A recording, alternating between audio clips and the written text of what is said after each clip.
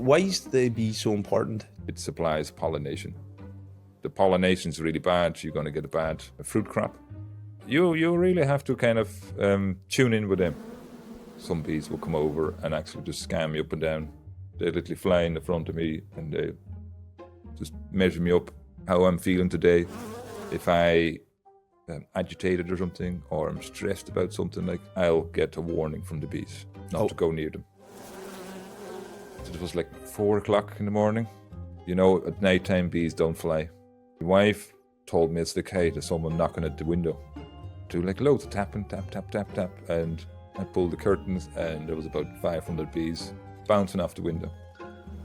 Oh, you have to go, there's something wrong. So as I was walking down to the bees, I actually came down and some vandal had walked in and he had knocked over a heap of hives. Obviously they were highly upset about it and they couldn't fix it themselves, so they obviously came. That's mental.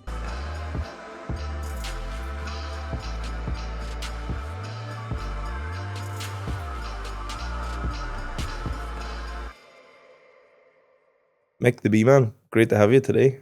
Thank you very much. First question I have for you is, why such an interest in bees? The interest came by accident. My background, obviously, I come out of forestry, landscape management, and when I moved up here from Galway, I got involved in organic farming, got like an interest in pollination, wanted to improve yields for the crops because it was all vegetable crops that were grown, and got a bit of an interest then obviously in bees, just as general for pollination purposes. And then I got a friend of mine like that was keeping bees for a long time already out in Linsford. And he kind of showed me the ropes a bit, like, and that kind of went on for a while. And all of a sudden, suddenly he passed away. And I kind of went, okay, that's kind of the end of that. Like, but then a couple of months later, his wife came to me and she said that I was the right person to take on his bees, which I did. And from there on, it completely spiraled out of control. It's more like an obsession now than anything else. Yeah. What has the bees done for your life? They've reconnected me again with outside, with the environment. Yeah, because you're starting to look completely different. We take things so easily for granted as we drive around to the countryside and whatever, and we don't really pay too much attention anymore. By now, me having to look from a different angle, from a bee point of view, I start to ask loads of questions again, that were kind of gone over the years. I had that before, like when I worked in the forestry work. You're always constantly asking these kind of questions back and forth to yourself and to other people as well.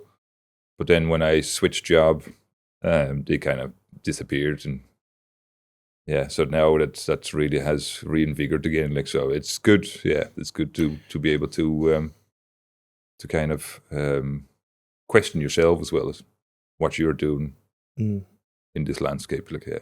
Well, like, what does a bee's point of view look like? How do you change from a human point of view to looking through the lens of a bee? Obviously, you ask first the questions like, what does a bee need to be able to sustain himself? Obviously, that's good forage. It needs proper housing. It doesn't want any stress. So stress is obviously caused by problems, pathogens, whatever it is. Like, a lot of those are created by humans, because obviously we are constantly adapting the landscape.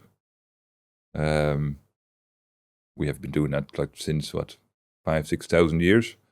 If we're looking at the landscape now around us, like here in, say, Donegal, we see all these blanket bogs and everything. But those weren't blanket bogs like 6,000 years ago. They were nice woodlands and everything.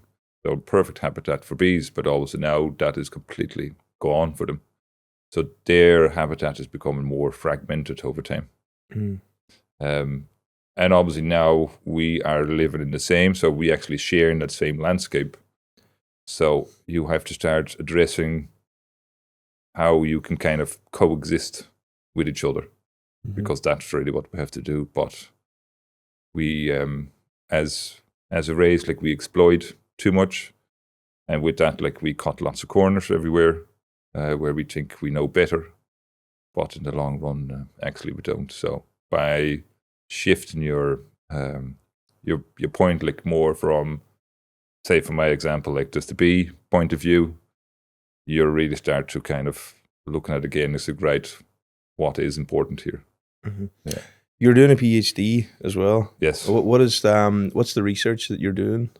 So I started in February, and actually the study site is actually here in Inishowen. So I have a 230 square kilometer study site that runs from Fawn all the way up to Candona and everything out to the left of it. So I started to map every single colony that's in there. Is it wild colonies? All colonies. Okay. So I want to have a baseline first. How do you map 230 square kilometers? Yeah, well, give it another 2 months or something, the paper will be out. So it's a lot of work. Yeah, it took me probably 5 months. Right. Like active field out walking the woodlands. Every single bit. Yeah, literally combed the countryside. Asked every single person that I came across if they had seen anything, noticed anything, saw any swarms, anything, had any information at all, like, and just keep going. And how many colonies have you come across so far? So in this area, there's 200. Okay. Yeah. Will that be the final number, do you think? Or? Well, that's what I couldn't find any more in the end. Yeah. So I came across the same ones again. Is that all different types of bees? No, these are all honeybee colonies. Yeah. So obviously then, beside that, like you'll have other bees as well, like bumblebees and solitary bees, yes, but that's a whole different research. Like, so my focus is just honeybees. Yes. So first, like to get the baseline, have that baseline out, then I can start asking the questions, right? What kind of a landscape are these bees living in? What can the bees can get out of it? So I started to use maps from land cover maps, which gives like the vegetation type. There I can derive like information from what they can get from each of the landscapes, what forage is available in those places. And that kind of goes on and on then until you get to the point where you'll be able to say, right, so say one particular colony, 60% of its habitat where it derives its food from is agriculture. And obviously that type of land cover then is really important to that colony because, say, the guts of that has to supply like all the forage for the year. Obviously, if there's an issue in that landscape, then it's becoming an issue to the bees as well. Mm-hmm. So straight away with that, like then you have to start looking, okay, could there be issues like with the type of agriculture that's there? If it's very intensive, did they use pesticides or things like that? Those can all have detrimental effects on the colony. What kind of like is there patterns that show up? Similar types of colonies, or is it when you started discovering them at the start? Did you find out an easier way to find more of them, or were they all different? Well, obviously you start with the real easy ones, and obviously these are the kept colonies. They kind of stand out in the landscape. You'll see these boxes dotted here, there, and everywhere. You can start asking the local beekeeping associations if they want to partake and if they know any colonies, because they all have friends. Oh, yeah, they keep a few bees here and they keep a few bees there. But once you come to the wild, the free living colonies, as we call them, can't really call them wild. Why not? Why not? Because the classification of wild is there's no human influence anymore. And unfortunately, like the landscape that we have here, it's not wild anymore. So there's no natural. Yeah. So we call them then free living. Okay. So the bees living on their own without any influence, but it's still in a landscape that's been influenced by humans. And does that matter if it's like organic or not, because it's still a human influence? So organic and for standard for bees, it's kind of impossible, like, because the flying range like of a bee like is about 5 kilometers. So they'll cover huge terrain. So if you want to see if you're even talking about say organic honey or something, like You can't get that in Ireland. Yeah, I did have a impossible. conversation with that with someone before. So like, how do you define or You no? can't. You There's can't. 2 places in the Yeah. world. But even so, sure, you don't know where that bee's going Yeah. out and collecting from. Yeah. Yeah. So I think there's 2 places in the world where they actually can class it. I think it's somewhere in Eastern Europe.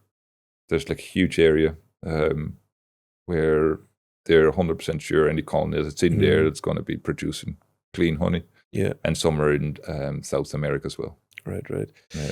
Why is the bee so important to the landscape? Why is it so important?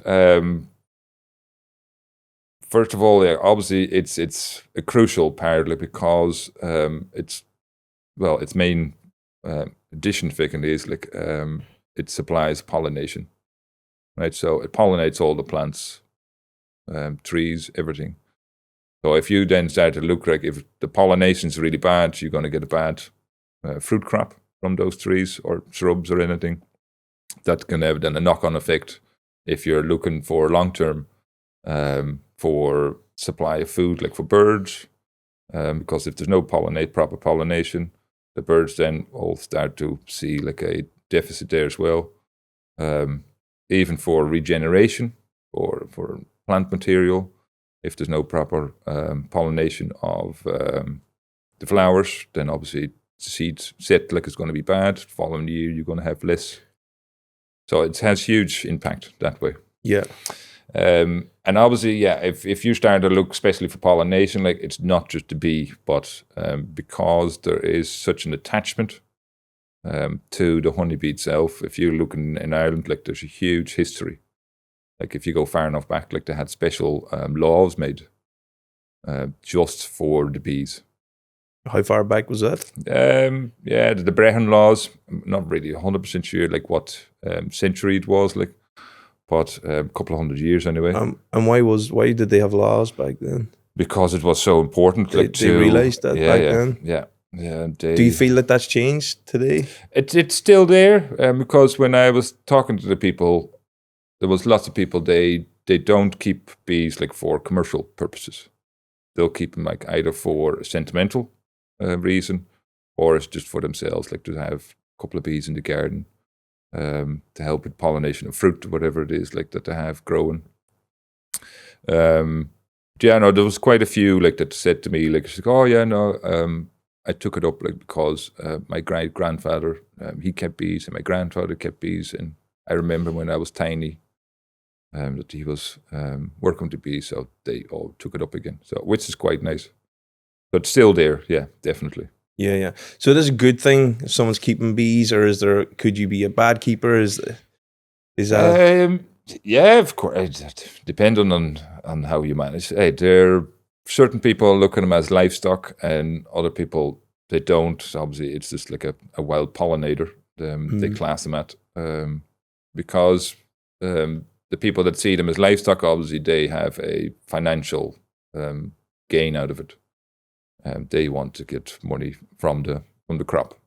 So the bee produces the honey like an excess. They take it off and they sell it off, and it becomes more and more valuable to them. And the price of it is going up as well nowadays. Yeah.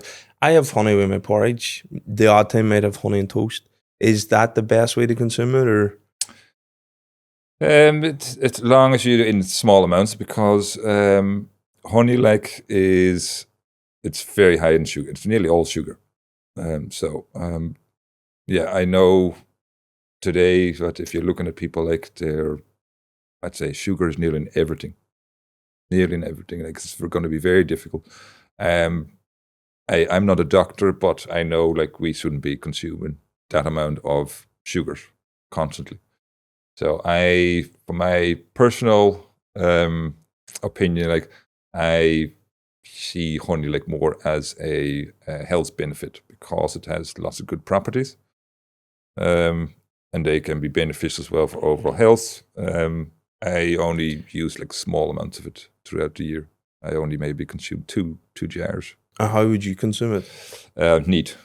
Sorry? Neat. Just clean. Oh. Yeah. I don't put it on anything. Just a spoon of sugar? Or a spoon of honey? A spoon of honey. Like, yeah. Yeah. Okay. And I do it here and there, like, whenever it's needed, when I feel run down. Okay.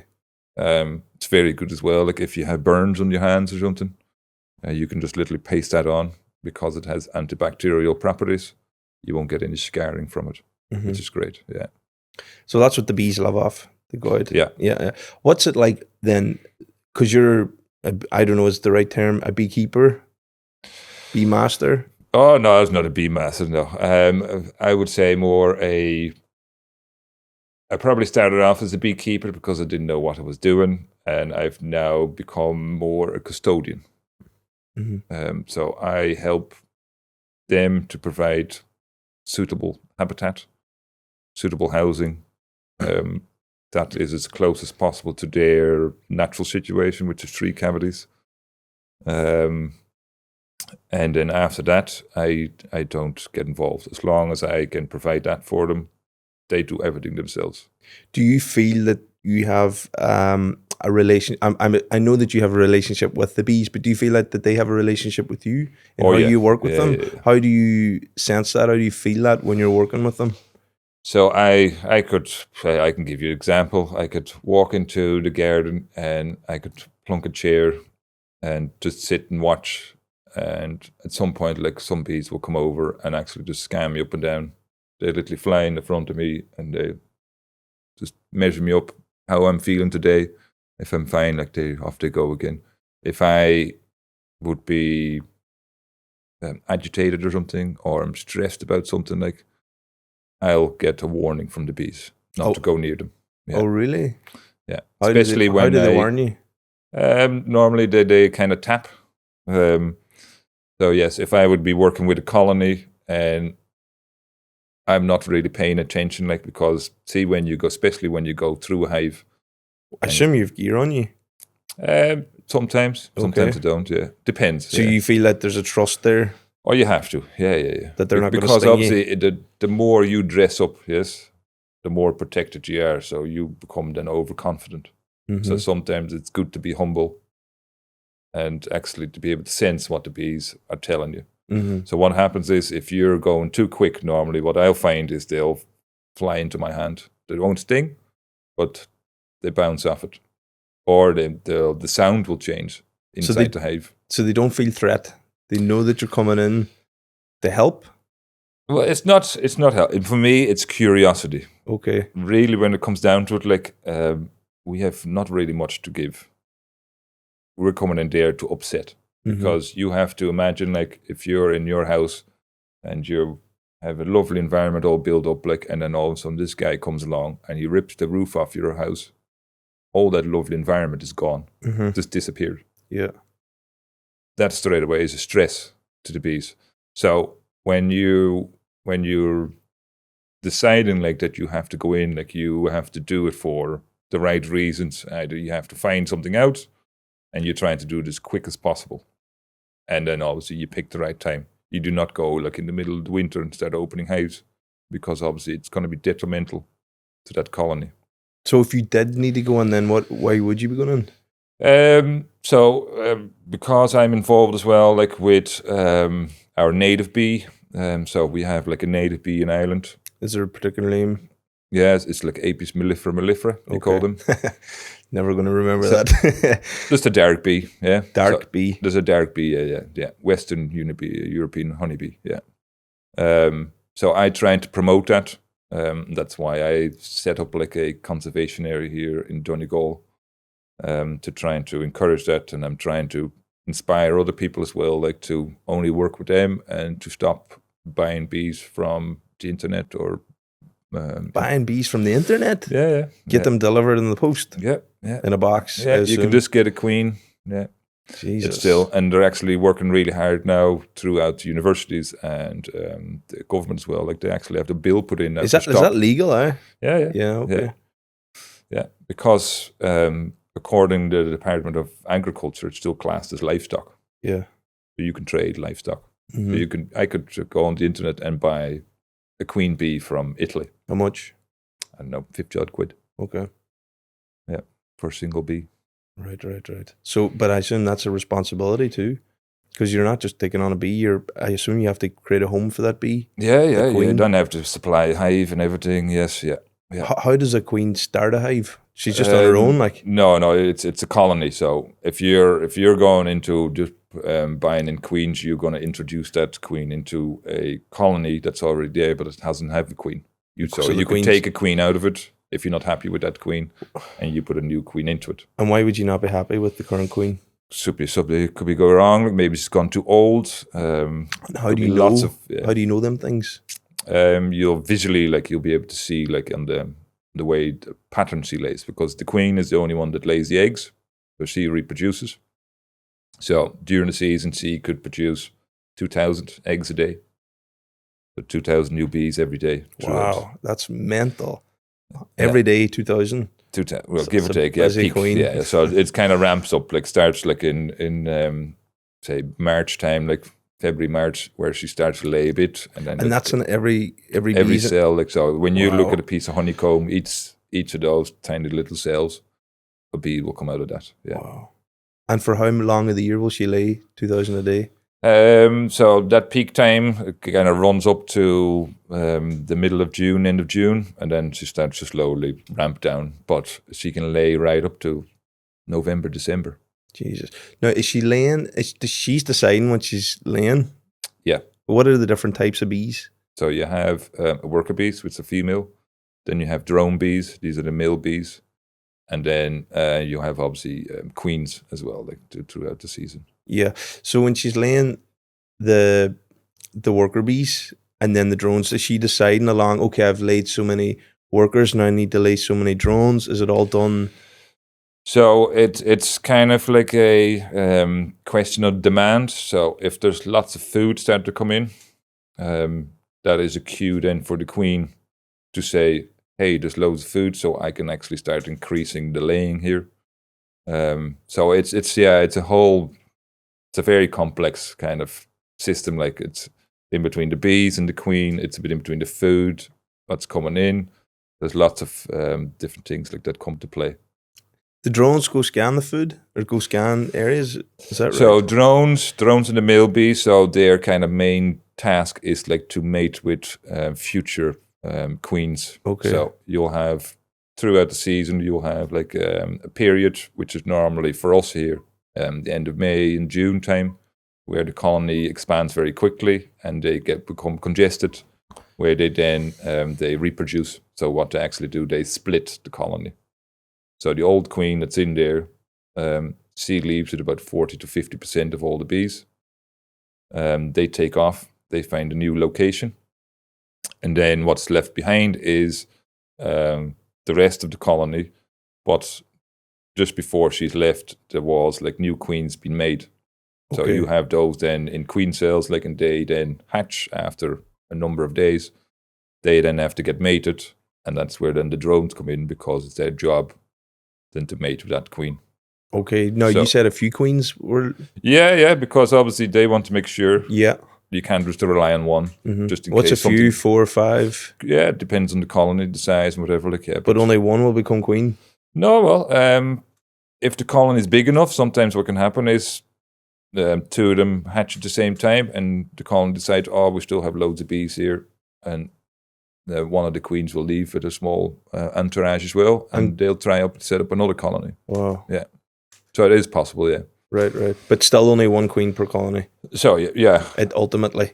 kind of, that's a standard. Yeah. There is scenarios. No I've seen fighting or nothing, like... Oh no, yeah, there will be, yeah. So if it kind of is a situation like where queen is left, old queen, 40% of the bees, 50% of the bees is gone, like with her. One queen hatches. She then starts to call in that colony to see if there's any other queens. You get this, what they call like piping. You get this low noise like in the colony where they call out each other. And normally what happens is, if there is like a response, that queen that has hatched will go out and find the other queen cells. They mightn't have hatched yet. She'll bore into the site and kill off. Jesus. Well, That's survival too, isn't it? they need to have one. Yeah, Yeah, you can yeah. only have one ruler in Mhm. and because the queen, she rules kind of the nest. Yeah. And that's done like all by pheromones and so yeah, that is it's an interesting one. But if a queen leaves, so if there's a battle and one queen decides, okay, wins the battle, the lone is to leave. How does that queen go instantly and find a home? Because it's going to have to build it up. Or how long does it take? How long can it survive without a colony? When the colony reproduces. Yeah, well, when some of the colony leaves. Yeah. So what happens survive? there is that they'll come out of the nest. So you'll get to the point like where the hive's completely congested. The reason they swarm is that there's no proper communication anymore. There's so many bees in there. There's so much food in there. There's so much going on. So they can't really sense the queen properly. Mm-hmm. So then they have decided then make those queen cells. They could cap tea leaves. Then all the bees come with her. What they do first is they'll hang about within, say, 30 yards of that original nest where they are, and they'll cluster. They'll make like a big ball, depending on the size of the swarm that leaves. They'll hang off a branch or something, whatever it is like. And then from that point then you'll get 400 to 500 bees, scout bees, that then started looking for suitable locations. So what's a scout bee? These are just worker bees that have been assigned with the job to find a new home. But they are worker bees. Oh yeah. Yeah. But so within the worker bees, is there different? So there's a worker bee, and then there's a scout bee. No. So the scout is just like a temporary assignment of a job. Yeah. So those bees then they'll start decide where they're going to go. So they'll look for every location within that area. Normally it's like a 1K circle around it, and they'll try every single scenario, any void that they can find to see if it's suitable. Mm-hmm. Then they'll come back with that information to that cluster that's hanging in the tree, and they'll start to kind of have like a decision like in between that group to make which location is better. So it's like a very democratic decision then at the end, because he'll give information. Oh, there's the location. Will you go and check this out? I've heard something that they come in and then they'll they do like a waggle dance. Yes, a waggle dance. So that waggle dance is to supply information of the location. So that's their form of communication. It's one form. Yeah. So what other forms of communication have they? Do you think? It's mainly like it's through pheromones. Through what? Pheromones. Pheromones. Okay, so that's like smells. Smell. Yeah. So that's how they communicate. Okay. Because they have glands everywhere, under feet and coming from the heads, abdomen, everything like. So they'll release this smell, and that is information. Yeah, that is information to them. Yeah. That's when you have like an egg that's being laid, then it hatches after 3 days. It will have certain pheromones, and it will release those pheromones to say, "Hey, I need fed." Wow. Bees pick it up and obviously feed that larvae. Jesus. And they'll keep doing that, and it's the same like in between the workers and the queen, same thing, because she doesn't feed herself. She needs to be constantly fed, so she releases certain pheromones constantly as well. So that is ongoing. So it's all that communication. Yeah. Wow. And how large is a colony, or at what point is it we need to split here? Average, you're talking around 40,000 bees. 40,000? 40,000 bees in the colony. Yeah. So if you're talking 200 colonies in this area, multiply by 40,000, potentially. Potentially, yeah. I mean, I can't do that on the spot. That's a lot of bees. It sounds like a lot of bees. Yeah. Jesus, that's mad. So that's the native bee. Yeah. Yeah, the dark bee. Are there any other types of bees with hives in Ireland or in this area? Oh yeah, there's loads. Yeah. So we have. Have you come across them? Yeah, I've come across them. So we. In the past, there was in the early 20s, something it was a big disease, and they brought in lots of bees, from Holland, from my home country, to replenish, because they lost huge amounts of honeybees, where they were replenished, and obviously that tradition is still ongoing, because when they start bringing in different bees from different locations, they found they produce quite well. And especially bees from so Italy, when they say produce, are they talking about honey? That's production. So that's what was deemed a good result? It's for the beekeeper, it is. It is, because obviously if you going in for financial gain, then obviously the more that colony produces, the better it is for you. Mm-hmm. But that kind of concept, it doesn't really work, because those bees that they're importing, they're not really adapted to our local environment, weather. Mm-hmm. Those bees that we have here Yeah. they've completely have a different foraging behavior than the imported bees. Mm-hmm. So those imported bees, then you get problems with them if it's going to be real bad weather. They don't fly. Our local dark bee, like with rain, they can still go out and forage. Yeah. So it's more frugal Mm-hmm. throughout the season as well. Like it consumes less in the winter months, so it's completely adapted to our local environment. Yeah. Do they cross over? Yeah, it does. Yeah, unfortunately, Like in a good way. Well, They don't. Can they cross? Like, can they crossbreed, or is it? yeah, they can. Yeah, Okay. yeah. So they're both you honeybees, just different types then. yeah. So you have like the Apis mellifera, and then you have different subtypes from it. So you have like Italian bees, and you have Russian bees, and What's the key differences though? Is it because they've adapted to different environments, but they're still kind of same genetically? well, obviously they have slight differences because they have adapted in different scenarios. Because obviously our bee here, they've adapted to damp climate, very what is it? Impacted like by the sea and everything, like, so we have like sea climate. And if you look at, say, bees from Italy, something like, they have a real warm climate there, much higher temperatures. So those bees forage throughout. They can consume large amounts of forage like throughout the season, produce loads. They bring them in here. Those bees obviously genetically have it in them to do the same thing, but it's not just here. So what you can get then, like I said, those bees can become stressed as well, like, and you can get issues there that then can spiral out, and it cause health issues like in the colony itself. Anything that's stressed, like, obviously has a bigger chance like of becoming ill. So yeah, it's not good. And then obviously as the possibilities arise, because the more obviously you bring in, the more they can start then crossbreeding, as you say, like where they mix the native bee and a non-native bee, then you can get hybridized bees. There is scenarios if they hybridize too much, where you have multiple generations crossbreeding, as where they become really aggressive. Okay. Which is not good. Okay. Obviously not good. And for that's us. happening at the minute. Well, there is places like, yeah. So in here and in the show, like, of the ones that I've found, and obviously I haven't tested them all yet, but just visually looking at them, about 20% is hybridized. Because of obviously bees that have been brought in years and years and years. And do you think they know why they're more aggressive? There probably is scientific information on that, surely. But yeah, what has happened is that you get trades from the one colony to the other colony, and then once they breed together, you might have slightly adaptations there, like, and it mightn't be suitable for us then to keep them properly. Yeah. Because then, yeah, I've had instances like where beekeepers come up to me and said, "Oh, I have a colony out in that field over there, and I can't go near that." Yeah. And I mean, how bad can it be? He said, I said, come you out and you can see. I literally walked up to the colony, and the guy says, like, "Oh, just say something."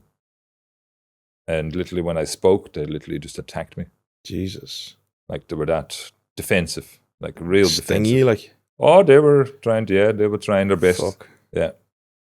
So, yeah, and obviously especially when we keep bees, like especially in an urban area where there's lots of people around, you can have that scenario.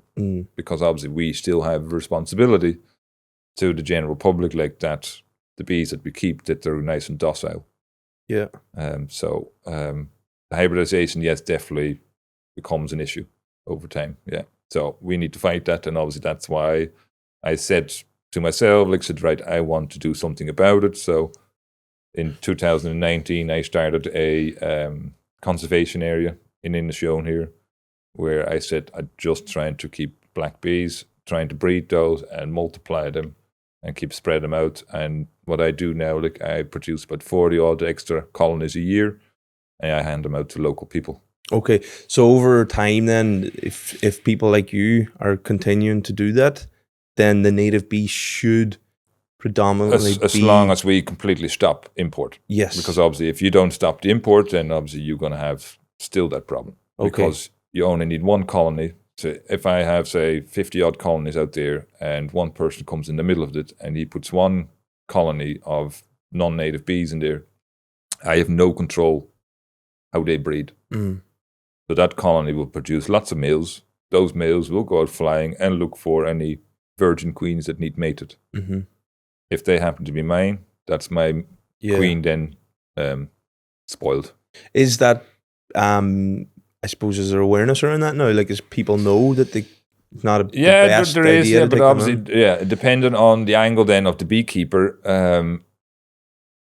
luckily enough, like, say 85% in Ireland or something, like, they're all hobby beekeepers.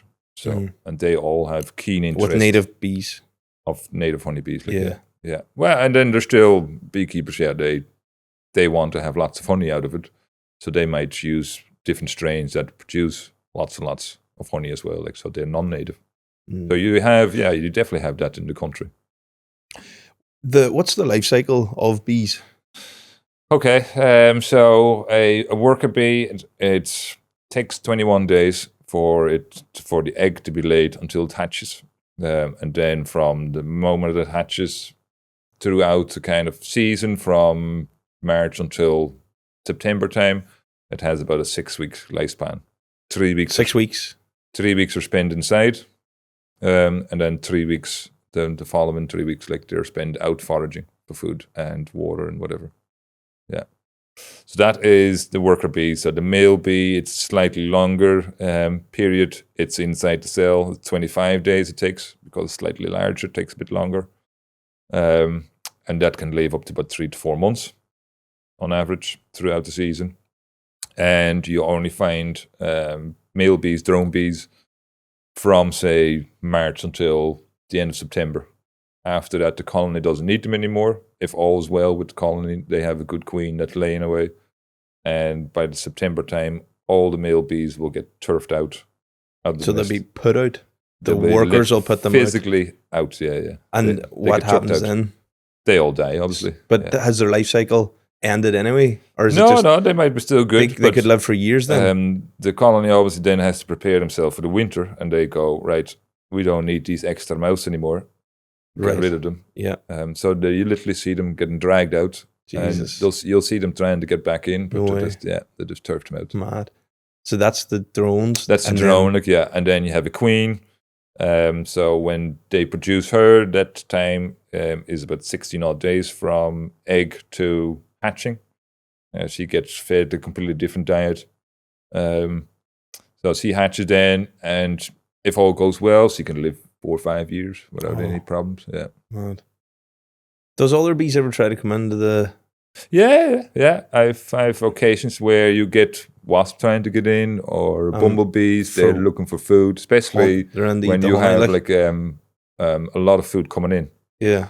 So you have like what we call like a flow of nectar from a particular plant or something, and the bees all go mad for it. If there's like real high scent of it, you get bees that are flying past, hey, what's going on here? Check it. But if the colony is strong, they'll just turf it out straight away. Turf it out or sting it? Or honeybees can sting, right? Yeah, they can. Yeah, they can sting once. Yeah, but was that them? Yeah, dead then. Yeah, but what happens is, look, if they sting, they have a tiny little barb at the end of the stinger, and that stays behind. And the minute it tries to fly away, it rips everything off, and the wee venom sac stays behind, and that keeps pumping away until it's empty. Yeah. And that would be a lot for. If it was the stinging insect. I mean, I've been stung by... I don't know if I've been stung by bees or wasps. How do you know the difference? If you're stung by a bee, by a or by a honeybee, like the stinger will be still in there. The wasp, you'll just have the prick mark. Yeah. And you'll get like a big welt on it, like, and everything. But no. You'll see, like, if you get stung by a honeybee, like the stinger will be still there. Yeah. Wasps, they don't have hives, no? Or do they? They have nests. Yeah. They have nests, but in a form of like... It's like a paper format. So you'll have two types. You have ones that nest in the ground. Are they ones that kind of hang? And then you have paper nests as well. Like, Yeah, because I remember when I was, I don't know what age I was, I was young anyway, but I was out in America. But young and stupid, I would say. But there was this hive underneath a seat, and I thought it was good. I would go and tap the hive with a hurl. I tapped the hive and took off running. Well, I thought I would be grand, but holy fuck, they all flew after me. Yeah. And I got stung about 4 times. But yeah, because that taught me. See, the minute you can walk past it and nothing will happen, right? Because a wasp has no interest in you whatsoever. You're no good to, you're no benefit. So only when you threaten that colony, they will come after you. Yeah. I learnt my lesson. Yeah, I've done it the same. I remember I had to. I was actually looking at a colony of bees, and I didn't notice that I was actually standing very close to an entrance of a ground nesting colony of wasps that was underneath the tree. And I actually said to myself, when I was inspecting the bees, and there was a tiny bit of bramble that was growing up, I said, I'll pull that away. So I pulled it away, but as I was pulling it away, the root was stuck at the base of the tree. When I pulled that, I hold the nest open, and I was standing in a pair of flip-flops and shorts. Fuck. And I never ran as fast with my flip-flops. I was probably faster than Magic Johnson or whatever you call it. Yeah, I got stung really badly, probably about 40, 50 times. Jesus. Yeah. I got away light then. Well, the ground nesting ones, like the colonies, like they're slightly bigger. This was honeybees? No, this is wasps. Yeah. Because honeybees, if there was that many stung you, that's a lot of venom then in your body. Your body could react to that. Yeah. Actually, I'm trying to look into that now as well, because anaphylactic shock, that's what you call it. Like it's like a real adverse reaction, like to a Some bee people sting. have that. Yeah, there's loads, like, yeah. Well, not loads, like, but in the past, like, they will say it was quite rare, but I'm actually getting very interested in it now, like lately, because this season alone, I've heard of 9 people around me that has said, like, had an adverse reaction all of a sudden, like where they were hospitalized over the head, where they literally collapsed after the bee sting. And they probably don't even know, some of them, unless they got stung either. Oh no, these are all beekeepers. Oh, what? Jesus. Yeah. This is the real interesting bit. Like, so I want to see like what has changed in the last 4 or 5 years.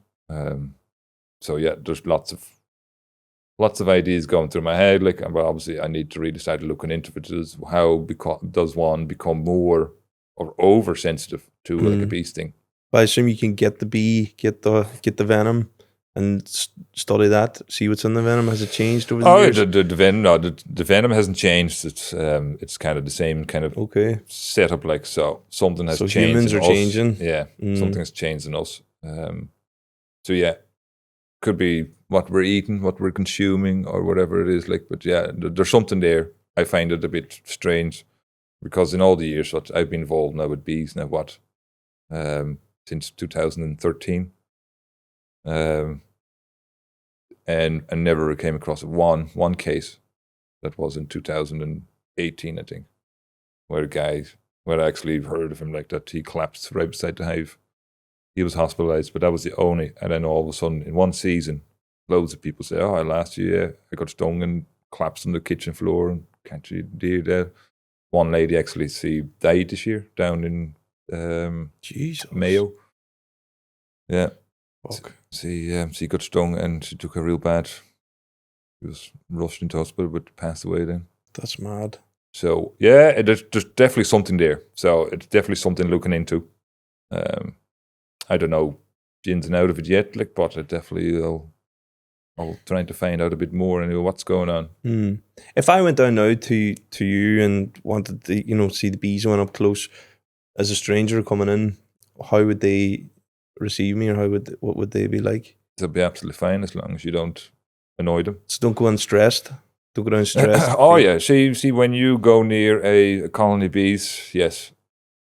I always because I teach beekeepers as well, like beginner beekeepers. So I always sit first with my bees. So I could just have a chair. I observe them. I can see what kind of behavior I see on the outside, and I can mentally create like a picture of what's going on inside with that information, what they're bringing in, what they're doing. So then if I really have to go in, like, yes, I'll make sure I always talk to them.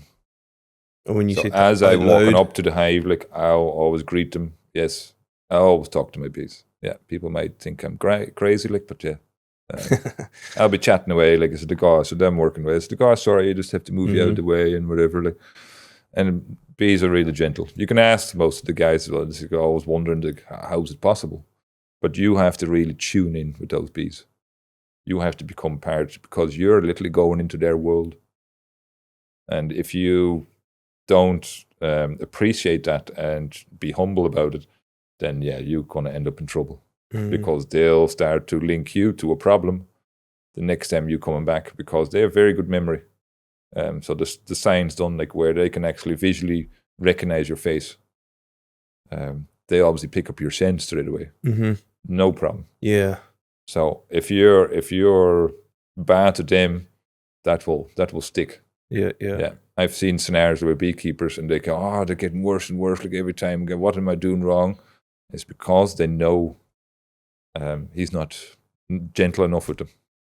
Yeah, I was always curious about that because I've seen videos of people with bees all over them. Like, why are them bees not stinging? It's because they feel safe, they trust. Well, there shouldn't be all over a person. Well, if I go through a hive and I could lift out frames, you might get an odd bee that flies up and flies away. Like most of them, they just continue work because they're happy enough. Because if I pick the right time that is suitable for them for me to open it, if I open a hive like in real bad weather or something like rain or whatever, yeah, those bees are going to be angry, regardless of how I'm going to be behaving, because I've made the wrong decision that I open that hive up during a weather situation like what doesn't suit them. But yeah, you really have to kind of tune in with them. You can't just go, oh, it suits me now. Yeah, doesn't work like that. No. Yeah. Have you had any instances where you felt like really connected to the bees in a way that? Oh yeah, multiple. Yeah. Interesting one was probably I was maybe 3 or 4 years in, and at nighttime bees don't fly. There's no flying. You see, once it becomes dark, they go to stay inside the hive because obviously they need the sunlight to orientate themselves for going out flying. So I was in my bed, like, and it was actually my wife told me it's like, hey, there's someone knocking at the window.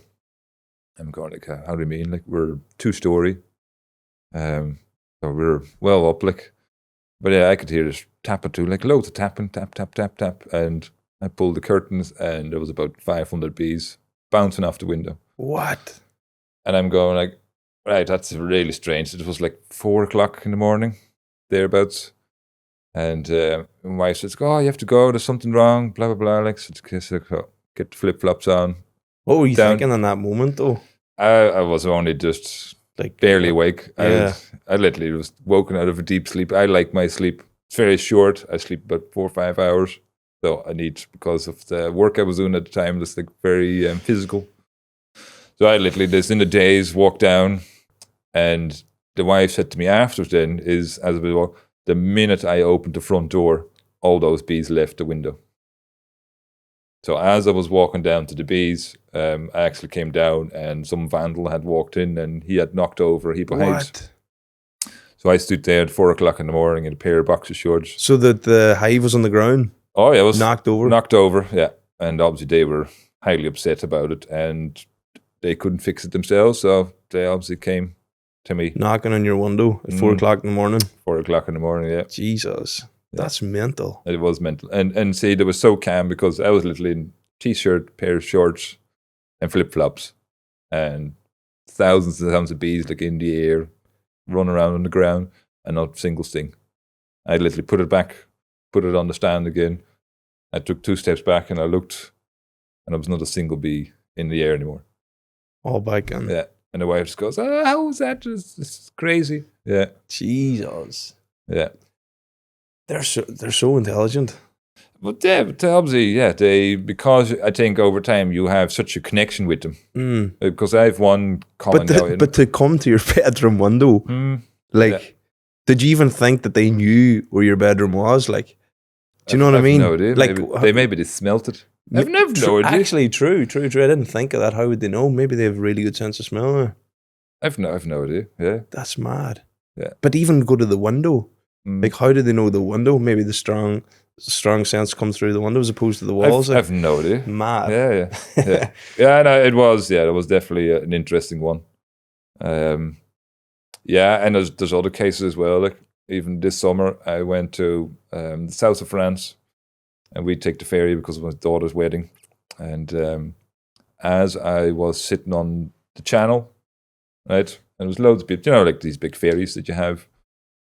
And we were sitting on the upper deck, just having a cup of coffee, and the only thing around us was water, right? Water as far as the eye could see, and probably maybe 100 people around us on the deck, and literally out of nowhere, like I can see him coming, or this worker bee coming, like any little, and I says to the wife, "Watch this here." I says, "It can't be only you.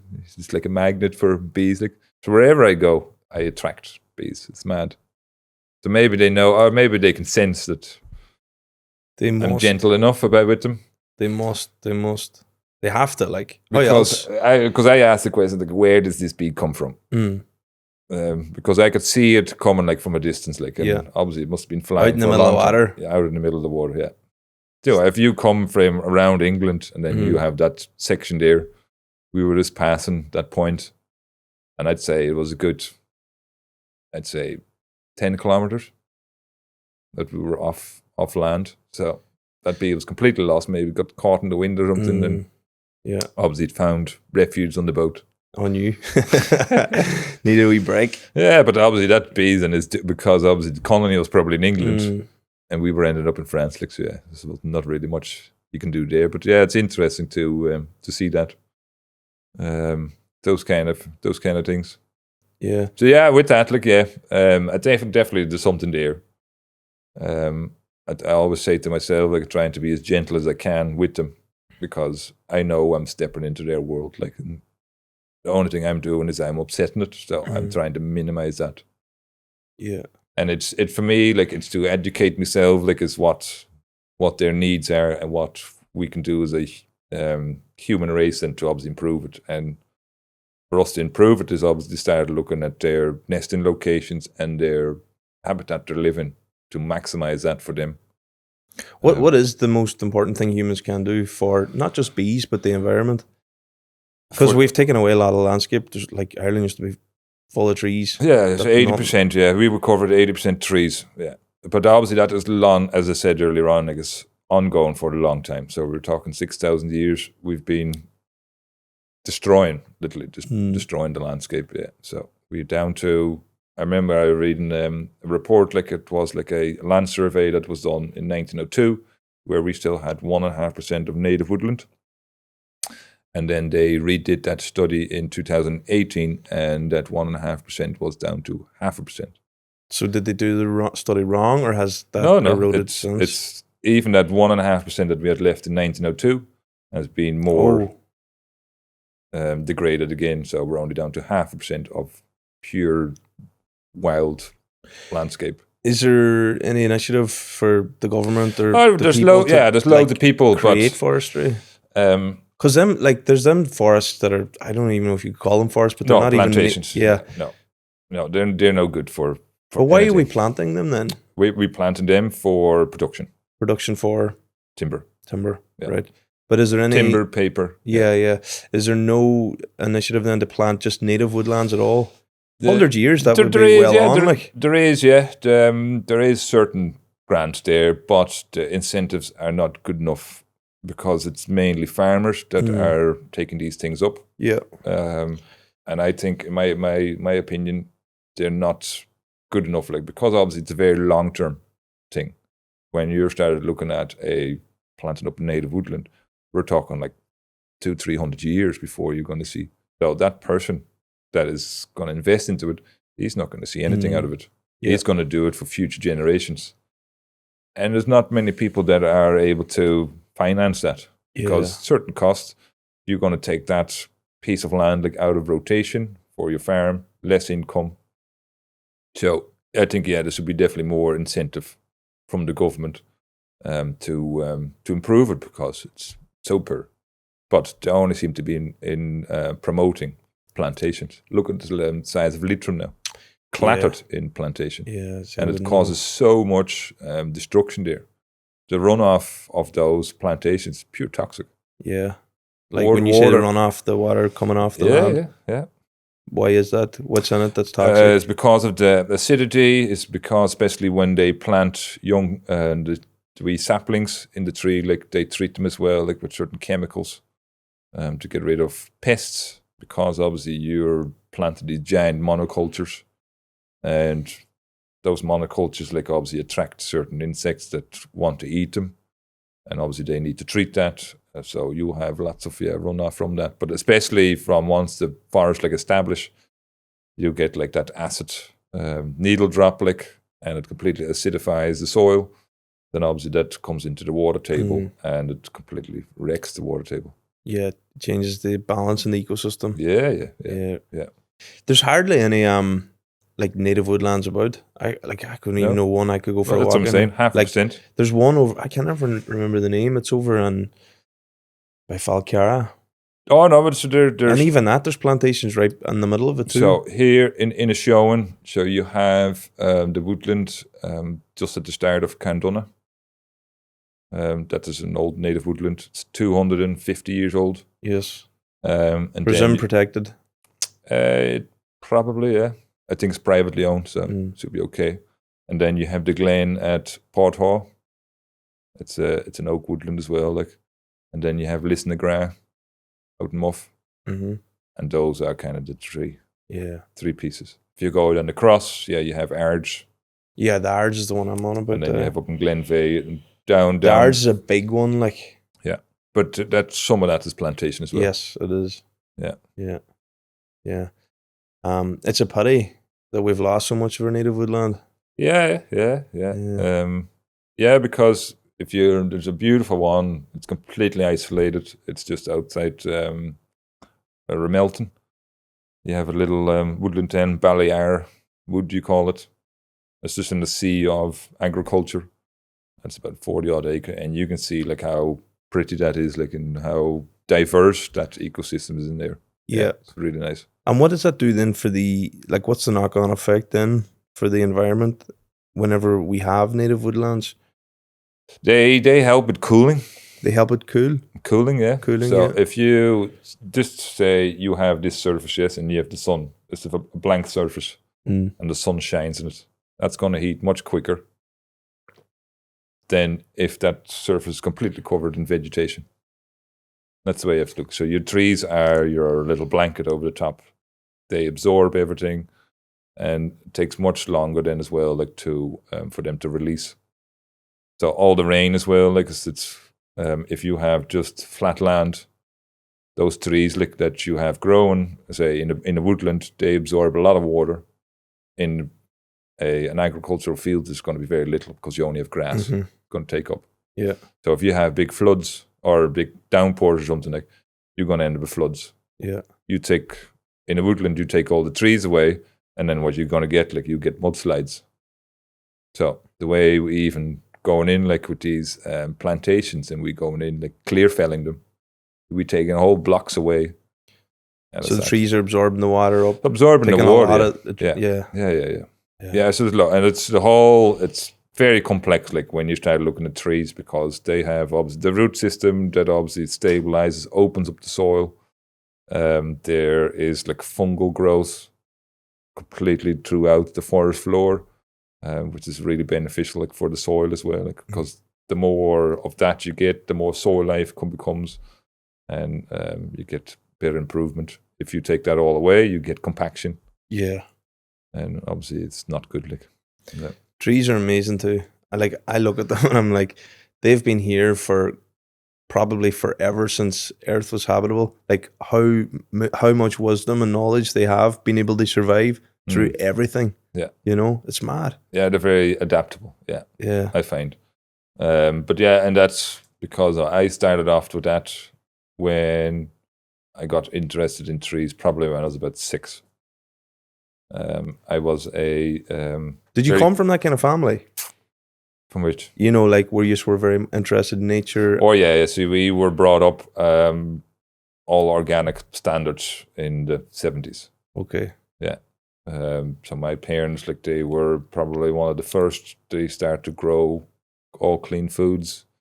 So we had like a 1 acre vegetable garden at our It's a home big house. garden. That's a big vegetable garden, yeah. Mm. We were the ones tending to it, helping out. And all that food was being processed in the house. And obviously from there, obviously the understanding came. But I got interested probably about 6, 7 or something. Like, I was fascinated. I was a keen fisherman. And when we were small kids, like, we would go sitting along the water's edge with your little fishing pole, like, and you have to rest it down somewhere. And I said, oh, I need something. I got a little twig of a tree, snapped it, stuck it in the ground. There's a little V in it, so to rest the fishing rod in. So I just stuck it there, and obviously over time I've been doing that, coming back to this location 5, 6 times, whatever it was. And then I didn't go near it probably, I don't know, can't remember, maybe a couple of years, but I came back, and all of a sudden I see these 5 trees along the water's edge. No and I'm going way. and they were a little about that high, and they branched up. Wow. 2 main stems coming up. And I'm going, yeah, that's very interesting, yeah, because those were the ones I literally broke off the tree and stuck it in the ground, and off they grew. Mad. Class. That's kind of started it off. So you kind of seen accidentally what can happen. What can happen, yeah. But even though, like, because if you did that with us, like, you broke a piece off and you stuck it in the ground, see what happens. It's not going to, it's just so easy for that tree, like, to regenerate. Like, I know it was a willow tree, I think, at the time. So it was really cool. Found that very fascinating, and that kind of grew with me, like, because obviously the location where I was as well, like, we were in very, like, rural location in Holland. I had all the opportunity, like, to be able to out in the field constantly. So it got bigger and bigger and bigger, and from there on, then once I got to secondary school, I went straight into forestry and landscape management. Continue doing that. So was always there. Like, yeah. What have you kind of discovered about trees? Stuff that, like, you know, studying it, you wouldn't get, like, the likes of me wouldn't really. Okay, yeah. So obviously, because now I've kind of done full circle, because obviously when I came to the country, it was all kind of looking after the trees and making sure people can access these beautiful places. And then I kind of drifted away from it because I went into organic farming, came out of it then into the bees, and now that leads me to okay, what do these bees need? And it's actually old big trees. So I started to look into those, and interesting now is like a defense mechanism. So when you have a tree, each tree will have like their own defense. And the way they do it, if they get an injury, there's like certain processes take place, like, and the tree will start to kind of contain the possibility of the infection. So if, say, a branch breaks off, you obviously have a wound, could be maybe 2 inches, whatever size the branch was, that has a potential, like, for fungus to come into it, that then potentially can start eating up that wood inside the tree. So the tree then is straight away, once the infection occurs, it slightly changes certain areas in the tree, especially around the hardwood, so the center of the tree. It creates like a slightly adapted band. It kind of, the physiology kind of changes inside, where it becomes inhabitable for the fungus to pass those areas. The fungus is able to get into the tree. It starts to consume the wood, obviously decompose it. The cavity then is formed, and then it gets to the point where it hits this band of the tree, where the tree is trying to contain that fungus, but can't completely consume the tree. So that cavity forms, and then obviously over time it becomes suitable for different insects, wildlife, whatever it is. Because obviously cavity small, could be just for maybe a couple of little bugs or something, like for refuge or something during the night.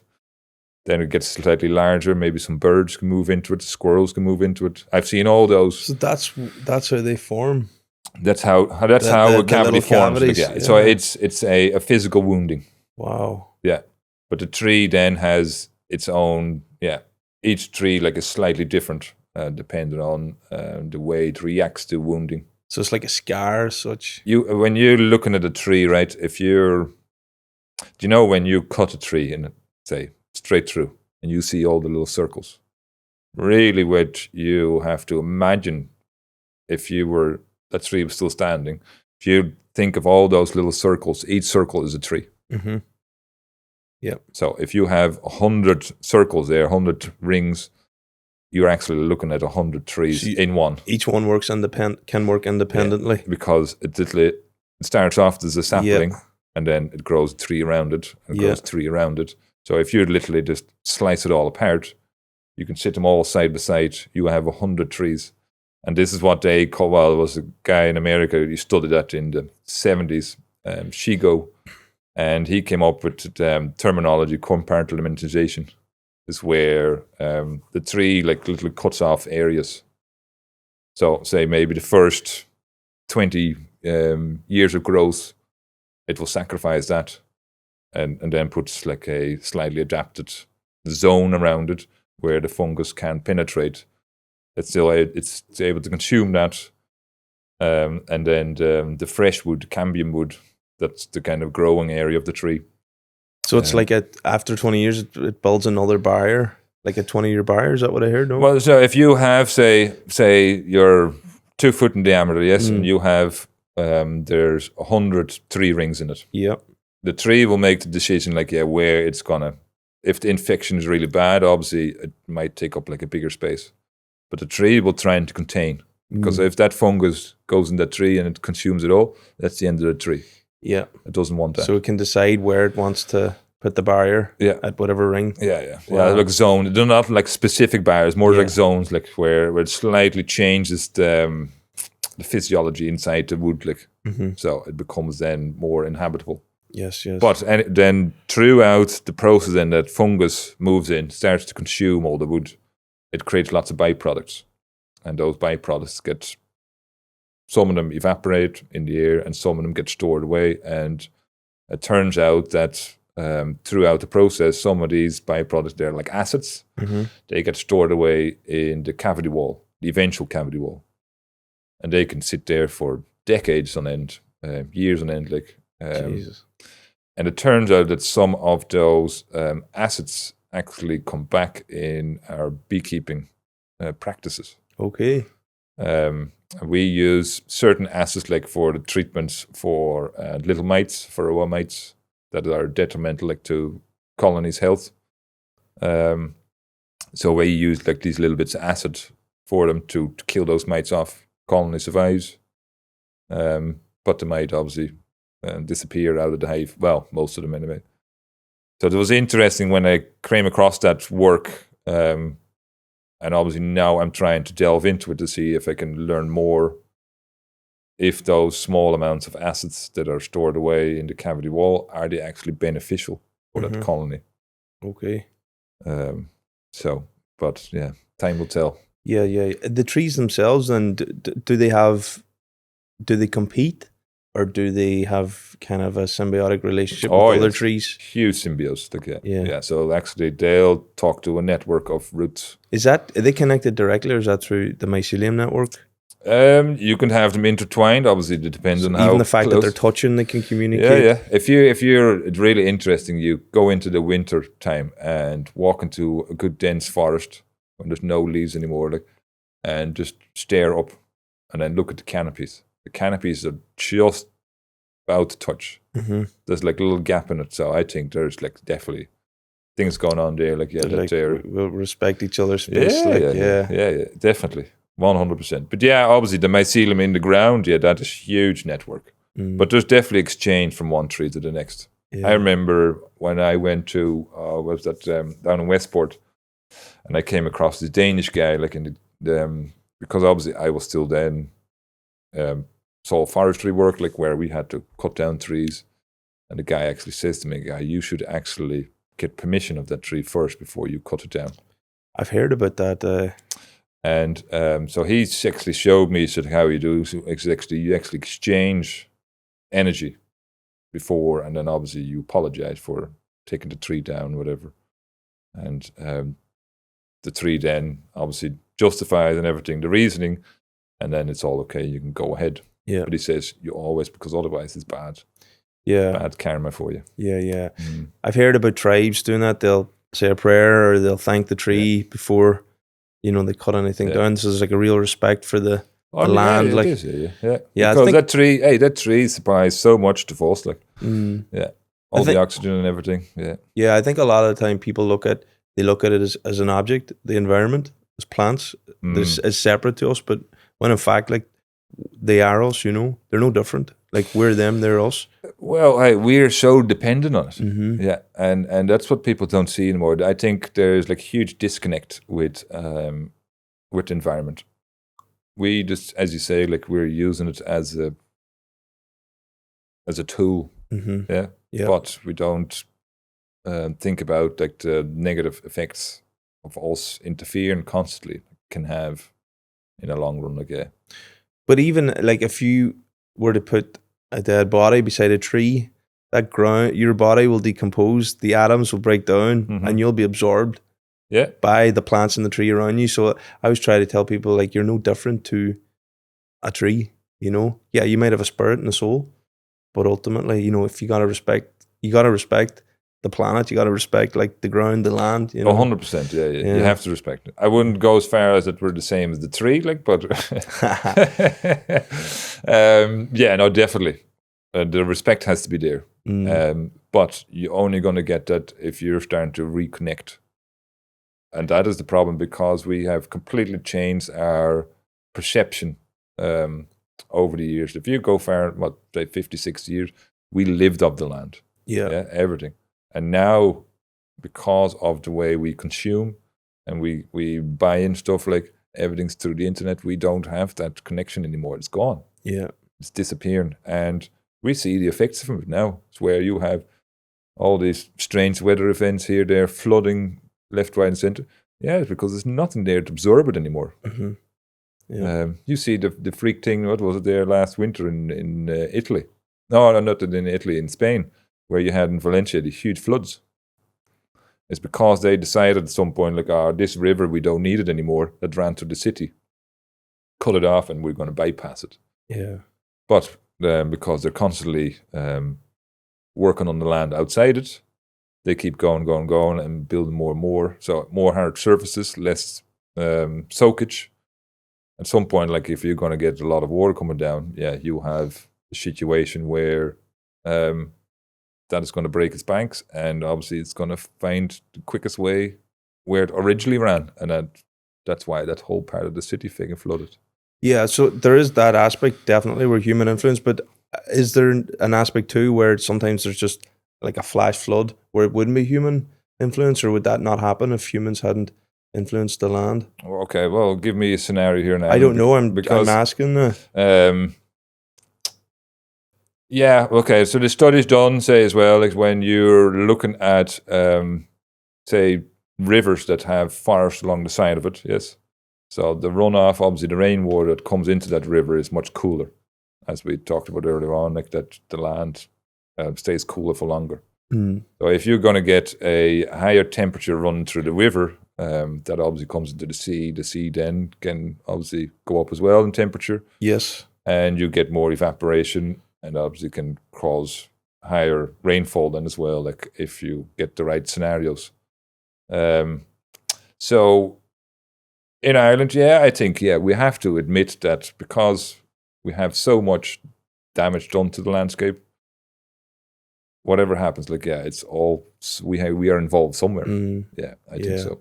Well, when you look at it, there's not many places where humans haven't had influence. Well, it's 0.5%. 0.5%. All in the whole planet, or Ireland? According to the 2018 study, 0.5% of untouched. Yeah, in Ireland. And then if you go to the world, I mean, but probably obviously more, you're going to not have North some, Pole, South Pole, exclude all them uninhabitable areas. But I mean, humans are more or less everywhere. So there's influence. So Holland is the same. I think it's 0.5% of the country's untouched by man, and it's like a tiny little swamp area in two river systems that meet, and haven't worked out yet how to get at it yet. Yeah, Holland, it seems like I've been there. It's just super flat. So it's just farmland. It's all I reclaimed. agree. Well, a lot of it's reclaimed. Yeah. Yeah. It was all water before. Yeah. And they just went in because the population grew. They needed more land continuously, so they started reclaiming from the sea. Wow.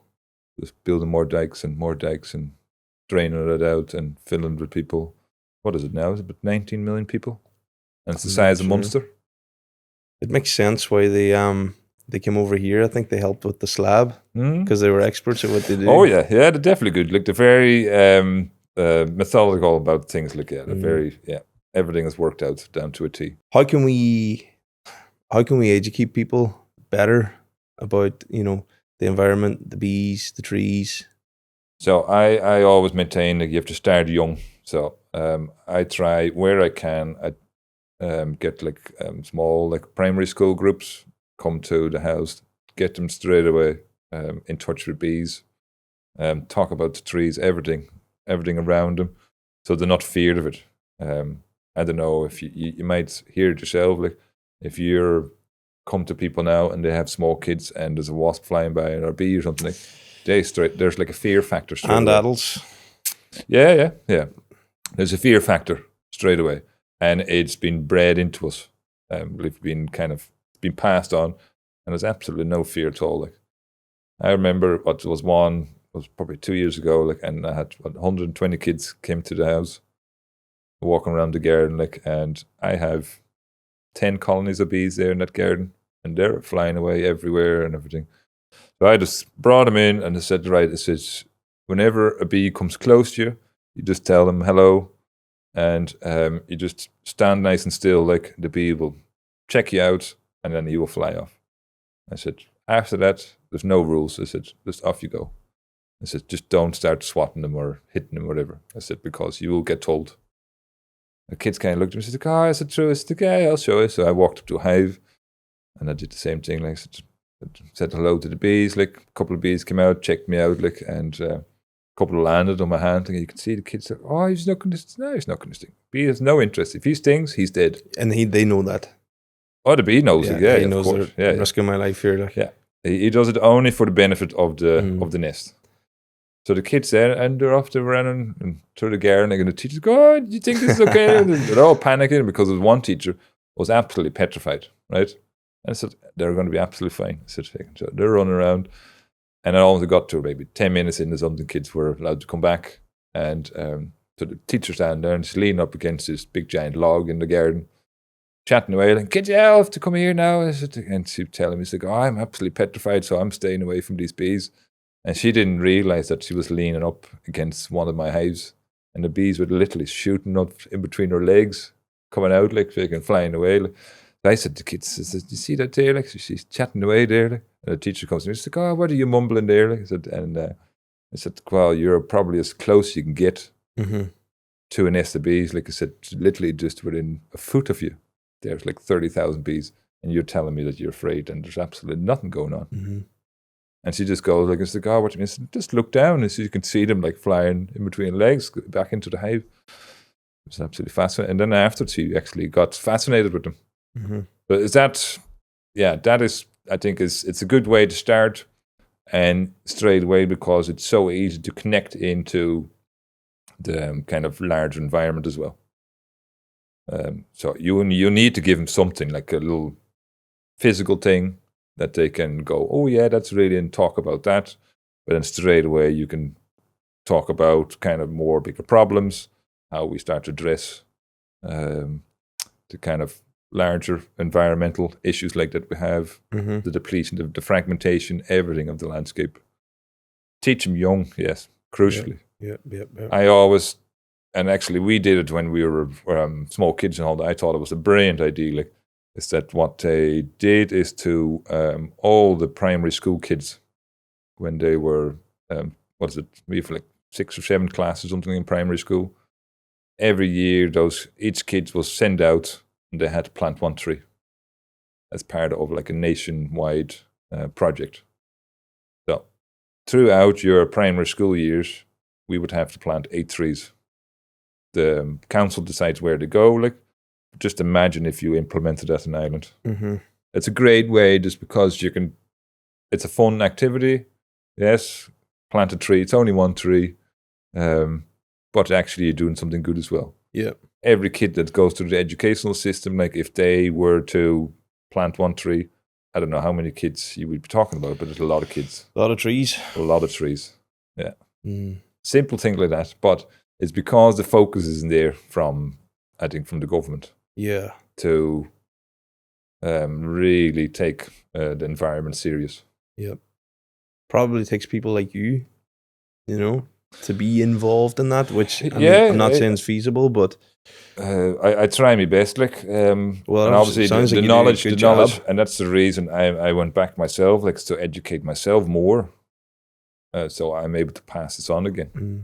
I love sharing knowledge to people, like, so, yeah, I'll just keep learning myself, so I can teach other people again, and hopefully inspire maybe a couple of them. Mm-hmm. Here's actually interesting. I have to go to Portugal now to do a bit of field work, like, for bees. And I reached out, like, to a few people that might have been involved, like, with bees over there, like, and I ran into this one particular project that I found online. So I contacted the guy, like, and we had a meeting, chatting away. Like, I was looking for information on locations of wild bees in Portugal, and he had a few of them, so he was able to tell. And almost halfway in the conversation, he's like, "Oh, I have to actually stop here for a second." He says, "Like, I want to thank you." And I'm going, like, "Oh, why is that?" He says, like, "Oh, it was you in 2017. I saw you talking in some talk, like, in England, and you were the one that inspired me to start up this business." So he's actually running, like, a conservation business there, where he's protecting these little mini habitats in Portugal.